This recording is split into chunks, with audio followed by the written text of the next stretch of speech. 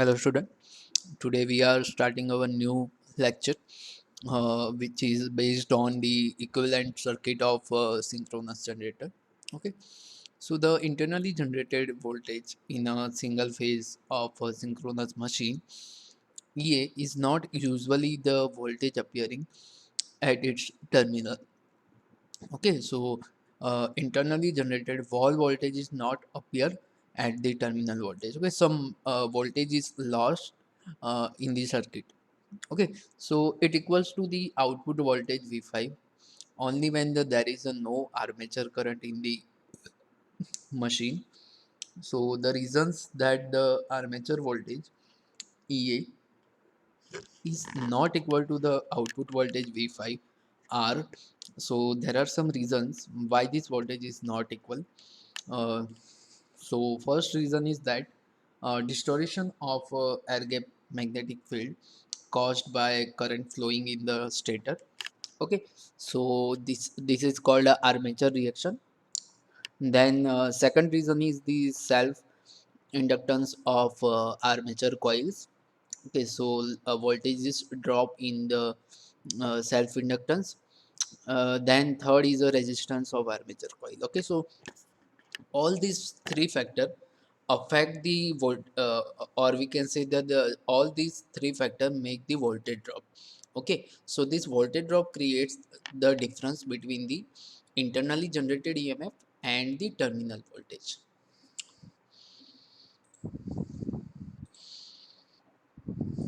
Okay, so now equivalent circuit of synchronous generator is how we can develop equivalent circuit.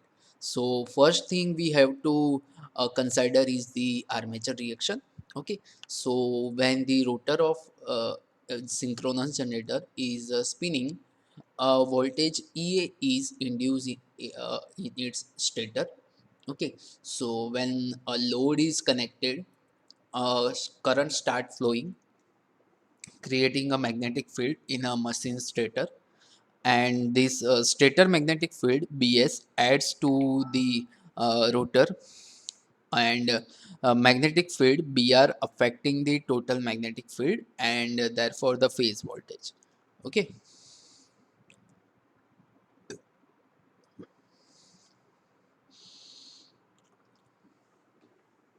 so this is the figure of our synchronous generator that we have a stator. So this is a stator.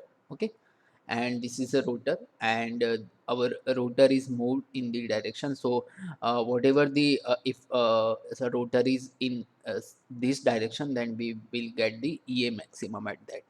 Okay, so this is some angle, at various angle what is the condition of Bs and Br, means flux density, and what is the value of V5. Okay, so and how and where the EA become maximum.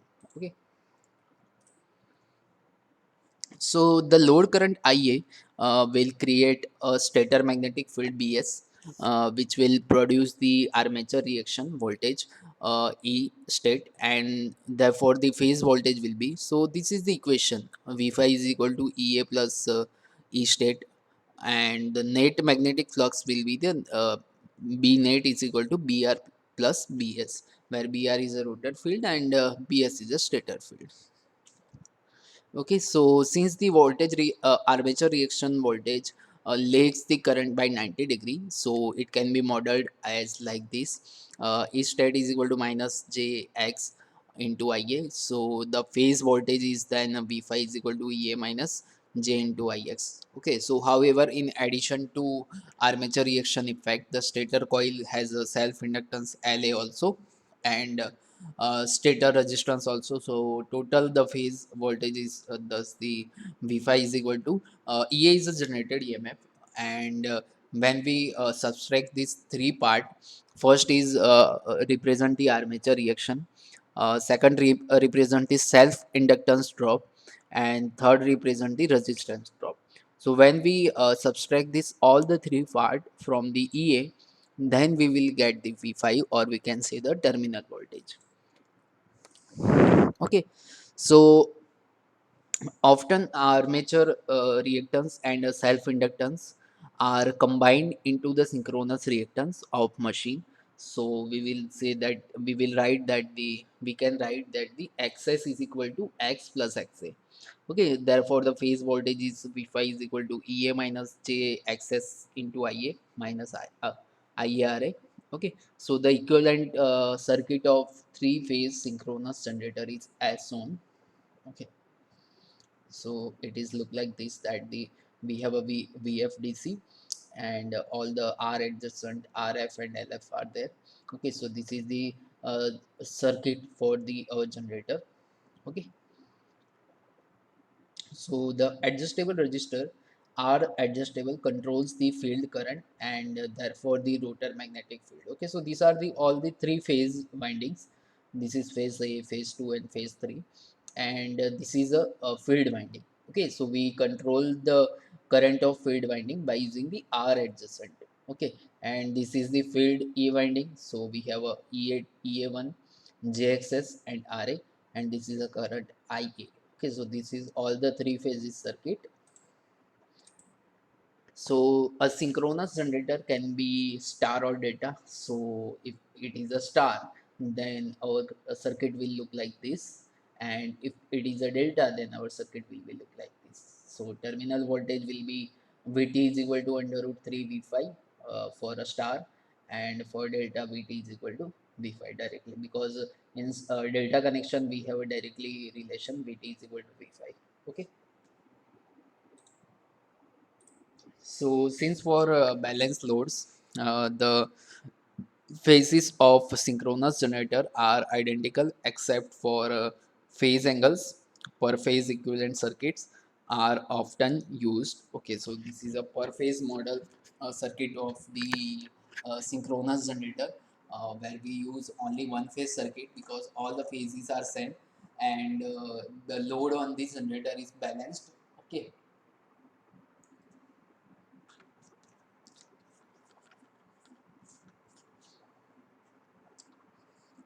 load on the generator is balanced, so we can take the balance circuit.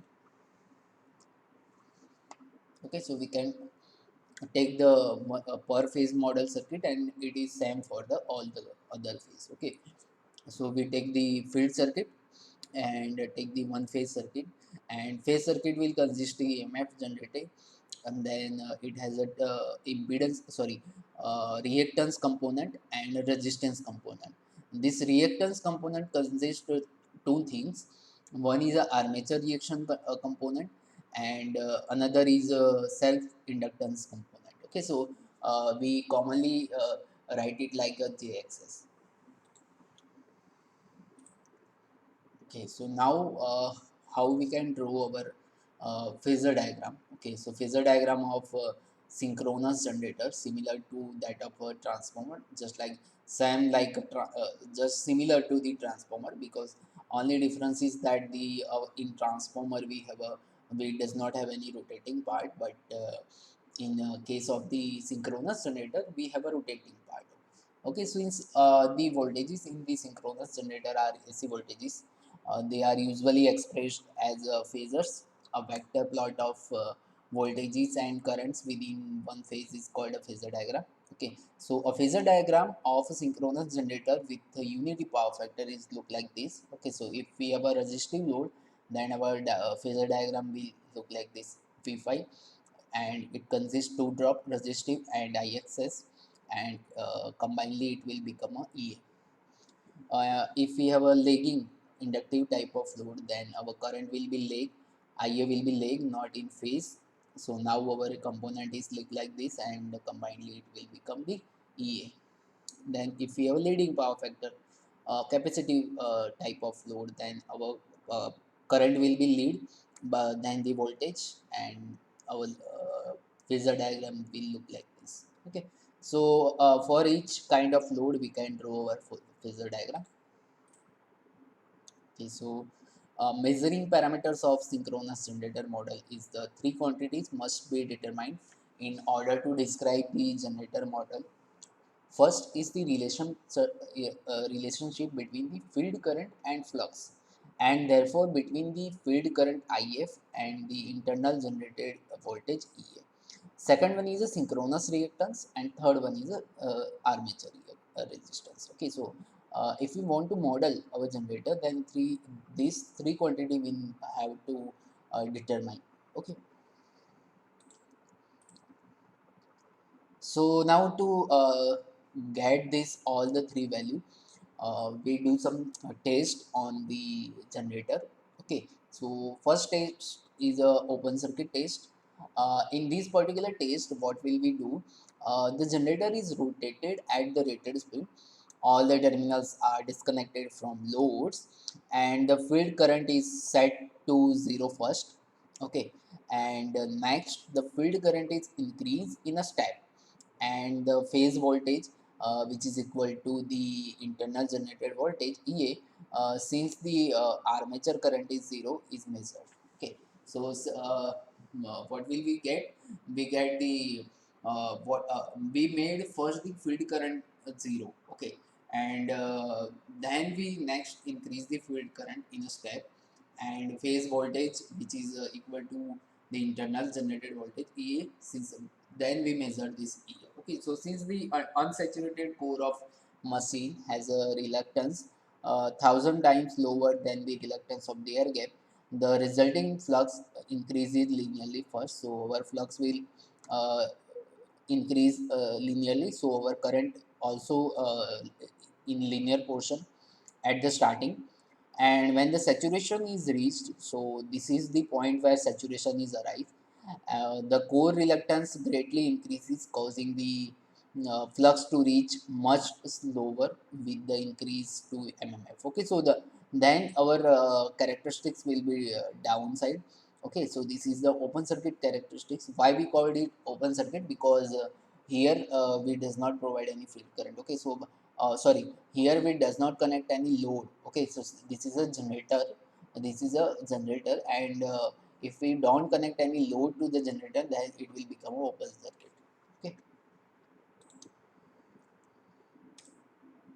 and then we conduct the short circuit test. In short circuit test, the generator is rotated at the rated speed with the field current set to 0 first. Then all the terminals are short circuited through the emitters, and the field current is increased in a step, and the armature current IA is measured. As the field current is increased, the plot of armature current versus the field current is the short circuit characteristics of the generator. Okay, so how so this is the short circuit characteristics. So SCC is a straight line, since for the short circuited terminals, the magnitude of armature current IA is equal to E upon RA square plus XS square impedance. Okay, so this is our characteristics. As we increase the IF, our IA will increase. So the equivalent circuit of during the short circuit is look like this.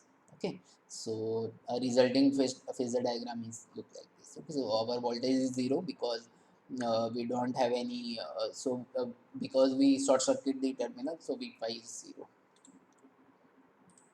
Okay, so after short circuit, an approximate method to determine the synchronous reactance access at a given field current is to get the internal generated voltage EA from the open circuit test at that field current. So get the short circuit current IASC at that field current from the SSC, and find the excess. Excess is a E upon IASC. Okay, since the internal machine impedance is ZS, which is consist of RA and XS. So this is not a directly algebraic sum. So we made this the phasor sum because it is a phasor sum. So we write it like this. Okay, so ZS is equal to the E upon IASC, which is equal to the XS. Okay.